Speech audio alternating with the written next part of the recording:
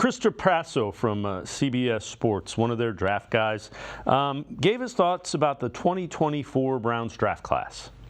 Cleveland's best pick may have been the best pick in the entire draft. That was second-round defensive lineman from Ohio State, Michael Hall. While he wasn't a full-time player with the Buckeyes, Hall will be 21 as a rookie, has pass rush moves, elite athleticism, and he holds up pretty well against the run for being one of those technically undersized defensive linemen. He is going to rock with Myles Garrett and Jim Schwartz's defense. The worst pick the Browns made was the next one, third-round selection, Zach Zinter from Michigan. Look, I don't think Zinter is a bad player, but I saw a lot of stiffness on film, and he is coming off that late-season injury. Plus, he's already 23 years old. I didn't see a high-caliber athlete or someone with a ton of power. I even liked fifth-round pick wide receiver Jamari Thrash from Louisville. Based on how frequently Thrash got open, his ability after the catch, and a pretty good pre-draft workout, I thought he should have been picked way earlier than this. Overall grade, A-.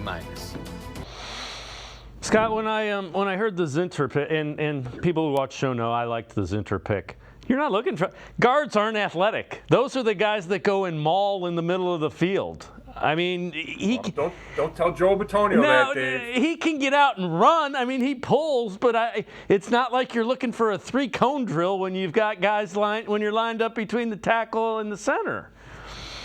No, I know what you're saying. It's interesting. I watched Zinter last weekend at the rookie camp, and they're not going against anybody, so you don't get it. I don't know if you get a great gauge of the power, but you do see him come in, pull, and fire off.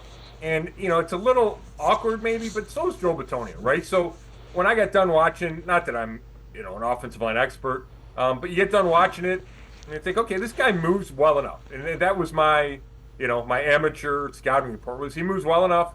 I know he's a smart guy. He held up at Michigan and played really well there, and they got a big-time line and a big-time program. So, I think he's a fine pick. If he's starting in 2026, which – I think would be the plan because you got the other two guards under contract for 2 more years.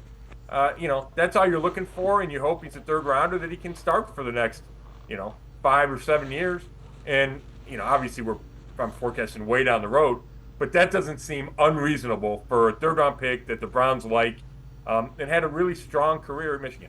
Yeah, it was referred to as the heart and soul of that line, and that was they basically came out and said we're going to run the ball, stop us, and won a national championship. Now he was injured in the 2 playoff games, but